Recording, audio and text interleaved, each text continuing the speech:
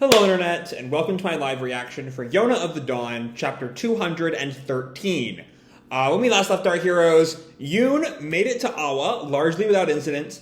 We found out that Gi-Gan is kind of, regularly threatening South Kai ships away from Awa, but then Yoon catches her attention, and Gi-Gan just gives her the Senjutsu.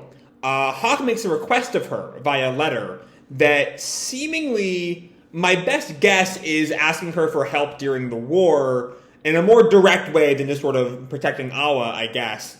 And Gi-Gan accepts, and Yoon just sort of leaves with the Senjutsu. Really, really easy. Meanwhile, back in Vol, we have some more conversations with the generals, back in Kai, we have more conversations with General Vol. There we go. I know this story. Vol and Haitan, who we met before, and the new General Rawon. Rawon seems to be going towards Keen. It's his troops that Hawk has kind of been beating up down there. And Rawon has this sort of shonen-esque protagonist vibe. He talks about how, like, if you dream it, you can do it kind of thing. And then meanwhile, back in Keen, Hawk is still fighting, but, he's been at this for a while, and he's starting to get beat down. And given that we are now 3 chapters away from the fall of Keen Province, I don't have a lot of good hope for Hawk right now.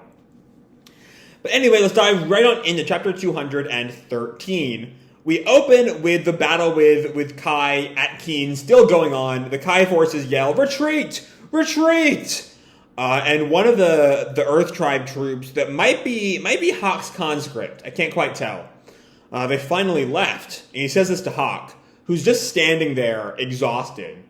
"Hey, are you alright?" And we see Hawk is barely holding on. "I can't fall down for the things I ought to protect." Chapter 213, A Dazzling Horseman, which I'm guessing is tied up with Rawon, given all the the shoujo sparkles and the feathers around him last chapter. But yeah, Hawk is surviving, but really just barely surviving. If he was anyone else, he'd be long since dead. And we come to, I guess, the soldiers' encampment, where there's just wounded soldiers everywhere. One's being, held up by 2 people. One's just, crouching on the ground with his leg in, a cast. People are just injured everywhere. The elder notes, "Nothing but injured soldiers. What happened to the reinforcements?"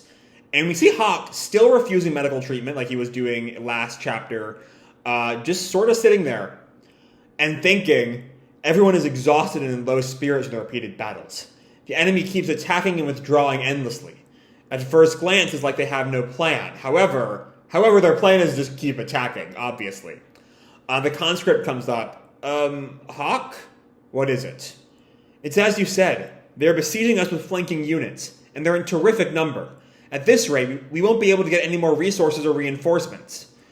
So there are more troops sort of surrounding Keen, not letting any Kouka reinforcements get there. And Hawk notes, "Starving us out, huh?" And the elder reacts, "What? What'll happen to this village?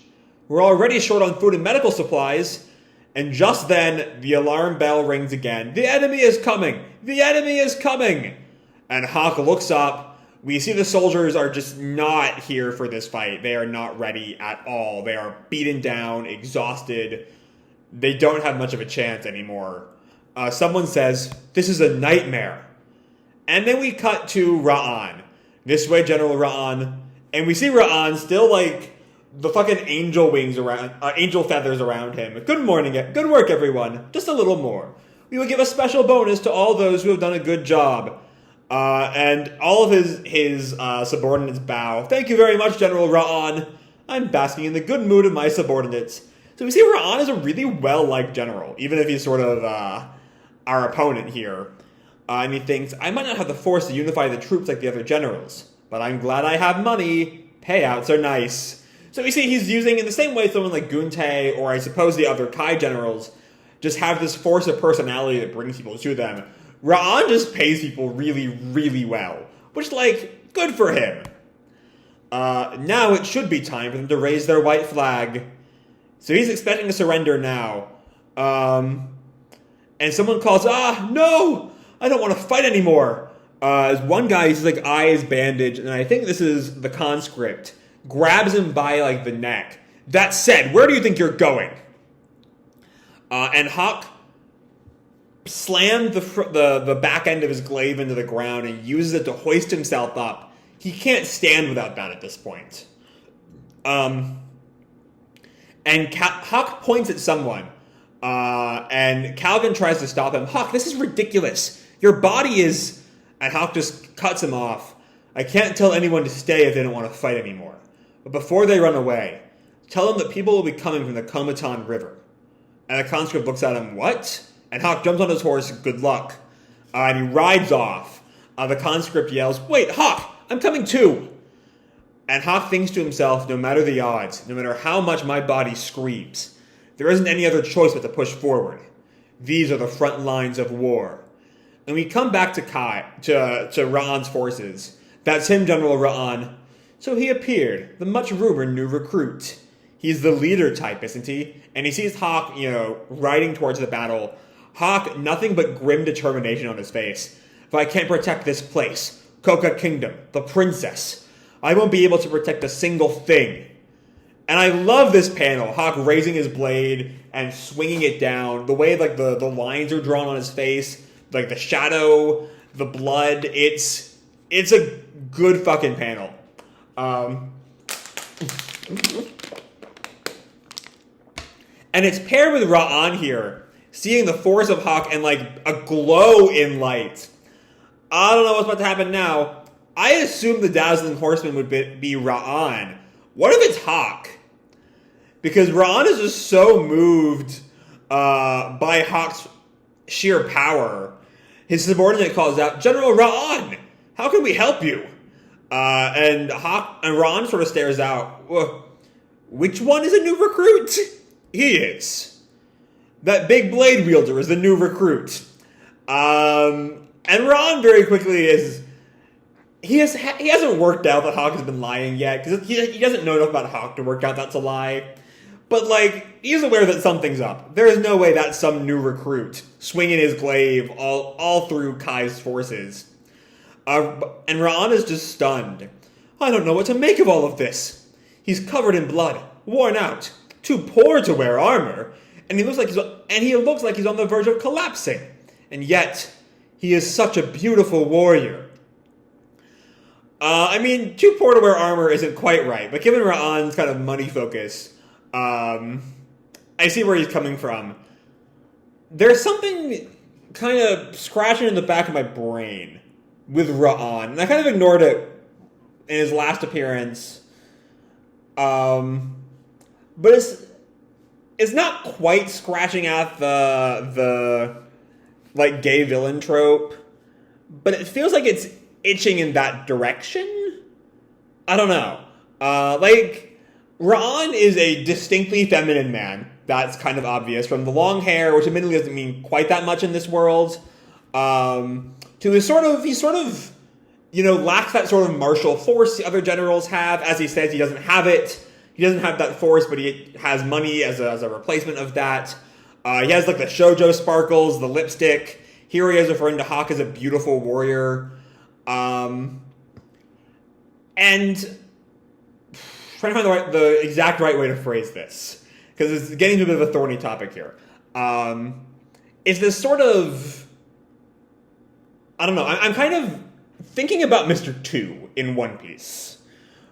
And Mr. 2 kind of worked that way. Here's this person, Mr. 2's gender is a bit more up in the air, but with all these sort of clashing masculine and feminine traits.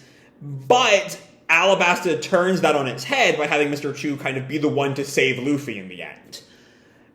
And that sort of did a lot of good to sort of undo the unfortunate implications in Mr. 2's design, especially, at least before Sanji's time skip story, which is a whole other can of worms I will hopefully never have to go into.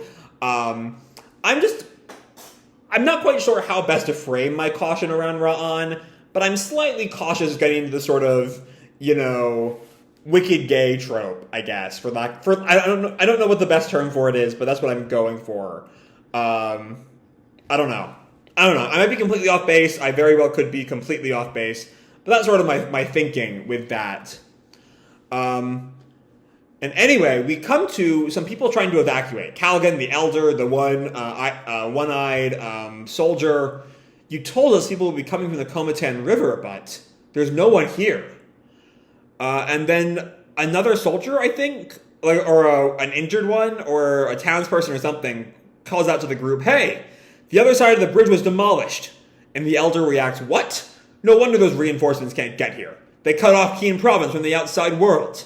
It's over." And Callaghan snaps at their defeatism. Hawk is still fighting. And one of the townspeople tries to push back. It doesn't matter how strong he is. The reinforcements and supplies can't. And Callaghan sees something. Look! And he sees a boat.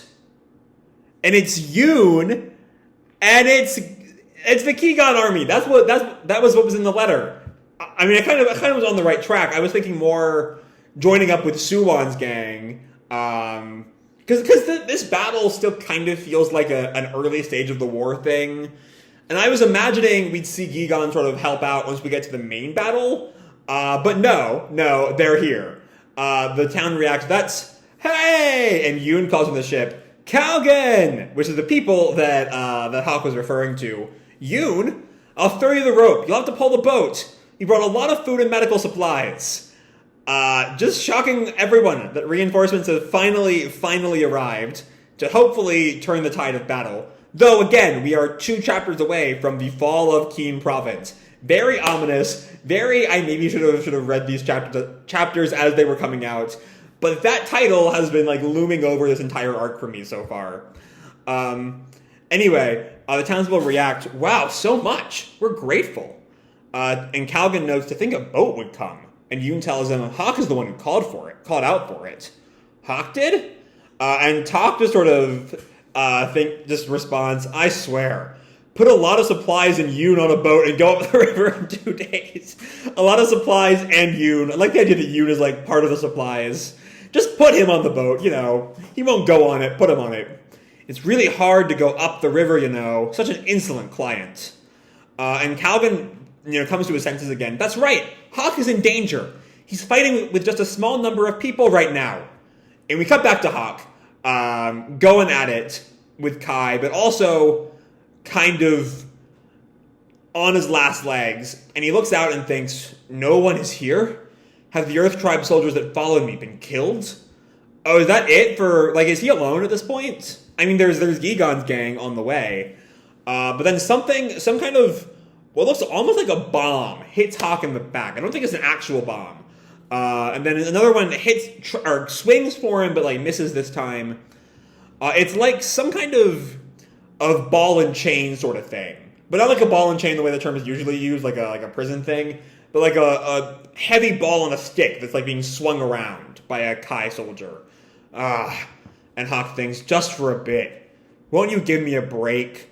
And the soldier swings down, and then an actual bomb lands right on the Kai soldier's head and blows him up. That got grisly fast. Okay. I mean, of course it's no different than what Hawk is doing, but there's something about a bomb to the face that just feels a little bit more violent than the glaive slashed across some soldiers. And now the Kai soldiers start to freak out. And more bombs for Gi-Gan's reinforcements have arrived, thrown at Kai. And Hawk realizes that help has arrived. And yep, the pirates are all in the trees throwing bombs. These guys, they're Droopy Eye's pirate friends. And Hawk looks up at them. I only asked for supplies. You better not charge me for this. And Rawon watches as the troops call, retreat, retreat. And Rawon is tearing up, even though everyone did their best. And one of Rawon's many subordinates notes, I can't believe he can still move. And Rawon counters, that warrior can't be killed by any ordinary soldier. So here we go. Yeah. Let's conduct the operation. So Rawon's about to do something. No idea what. But then we come to Soo-Won, who's just in his study, studying something, like you do in your study. And Kai-Suk walks in. Excuse me, Your Highness. It seems Princess Yona wishes to see you. And Soo-Won sort of looks up at him, exhausted. And because, of course, he's dying. You can really tell just how drained he is in that face. I should kind of stop for a sec, clarify that. He is not doing hot, and he's going to collapse any day now. It's pretty clear to see. And Yona walks in. I was hoping to find out more about the circumstances in Keen Province and of the Earth Tribe Army.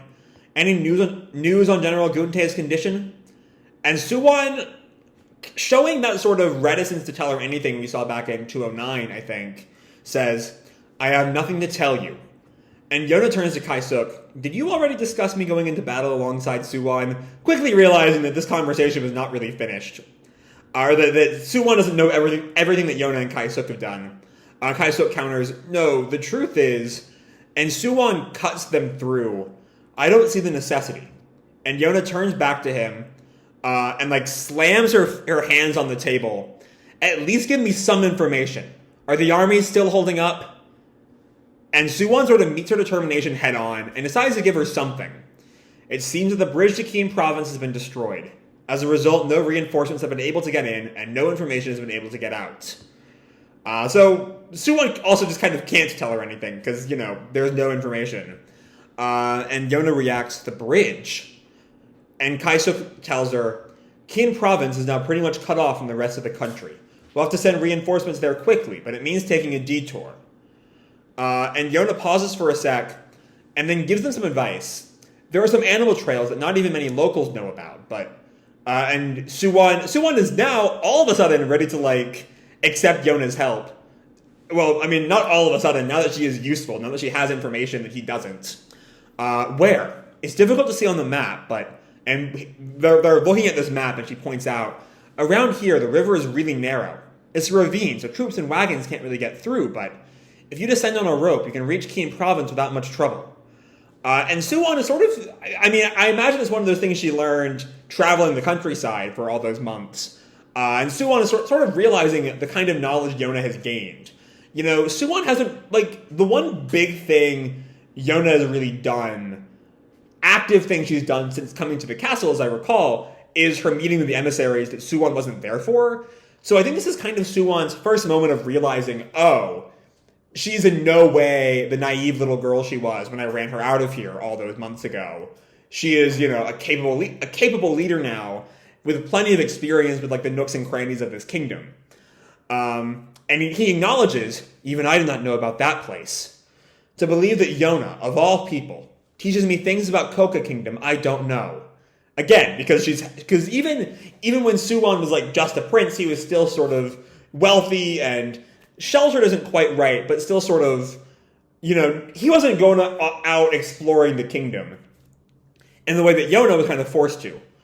But Kai-suk sort of remarks, well, there's no use going there one by one. And Soo-Won agrees, no. Quite the opposite. Oh no, Soo-Won counters, no. Quite the opposite. They won't expect us to approach from this side. Excuse me. So even if it's just with a few men, we'll be able to get behind the enemy. And Yona also joins in. Then we can get reinforcements to the other side of the river under the guise of being a merchant ship. And Soo-Won also picks up. There's this... Yona and Soo-Won are in sync here. They have this plan, and they are really working together to make this plan work. Again, not sure it will work in the end, because we are 2 chapters away from the fall of Keen Province, but it's a thought. Soo-Won notes the enemy would be scattered, and furthermore, we would be able to replenish our supplies. And Yona and Soo-Won look at each other. Soo-Won's sort of almost taken aback by Yona's determination. As Yona just sort of, continues on. In that case, this is the quickest route. And that's where we leave, with Soo-Won sort of stunned at Yona's not growing maturity, but long since grown maturity. That Soo-Won never really acknowledged, never really experienced. This is, again, no longer the little girl who ran away with Hawk way back when. This is a leader. Maybe not a military leader, but when it comes to a small-scale operation, that's what she kind of has experience with her and the dragons and Yoon and Hawk. Yoon and Hawk. And so this is sort of, and also just knowing the terrain very, very well. So yeah, I love this Yona bit. It's really the first moment I think that Soo-Won has really had to accept that, Yona is capable in a way that he's never really acknowledged before. And I'm really curious how that will play out. You know, we learned back in Soo-Won's meeting with Zeno that he didn't even, it's not just that he thought about Yona as a potential successor and said no. He's never considered her as a successor. Largely because, you know, he thought she was some spoiled princess, even now, I think. And it's only here that she's like, that he has to sort of come to terms with, oh no, I was wrong about this girl. Or at least, I am wrong now. She was, to be fair, a naive little princess at the start of the series. But her growth has been great, and it's about time Soo-Won learns to accept that. Meanwhile, we spend the rest of the chapter dealing with an increasingly dire battle at Kien Province. We see the troops are falling apart. You know, it's going so bad, there's just open dissension in the ranks. Let's just run away. You know, if we run away, there's a small chance we might live, and if we stay, we will die. We spend some more time with Rawon, who is, you know, we've seen the sort of power of money vibe he's had, and I made my concerns about him as a character clear earlier. We'll sort of see how all of that plays out. I hope he's a three-dimensional antagonist. I'm not expecting him to go full-on Mr. 2, you know, helping out his enemies from some bonds of friendship sort of thing. You know, if any of these generals is going to betray Kai, I think it's going to be Vol.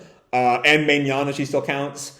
So I don't see Rawon filling that role. But I hope he's at least, I hope he's not just, look at him, he's a villain and very queer-coded and loves money. I hope there's more to him than that, I guess. But we'll see. Meanwhile, Yoon and the pirates finally arrive, now actually able to turn the tide of battle. At least in the short term, there's only so many of them, and the Kai forces seem practically infinite, especially because they can just, get back to their country in a way that Kien really can't. But for now, the tides of battle are turning, and with Soo-Won's reinforcements on the way, thanks to Yona's strategy, I would say Kien might make it out. But again, the fall of Kien Province. Every time I say it looks like things are turning up, I look to that table of contents on the left side of the screen and see the fall of Kien Province. And I'm like, things might not turn out that well. But for now, they're doing relatively better. Somehow it's all going to take a turn for the worse in 2 chapters. Probably once Rawon does this operation he refers to. No idea what that's going to end up being. But for now, things are looking up, almost. You know, there's reinforcements on their way. Reinforcements have arrived from the pirates. Things might go well if I did not have this damn table of contents telling me that it won't. But yeah, all in all, really fun chapter. Cannot wait to see how everything goes so horribly wrong in the next 2 chapters. But for now, I'm going to leave this video off here. Hope you all enjoyed the chapter and the video itself. If you did, feel free to drop me a like or subscribe, you know, do whatever makes you happy, you know? And as always, people, your life is your own, okay? Bye!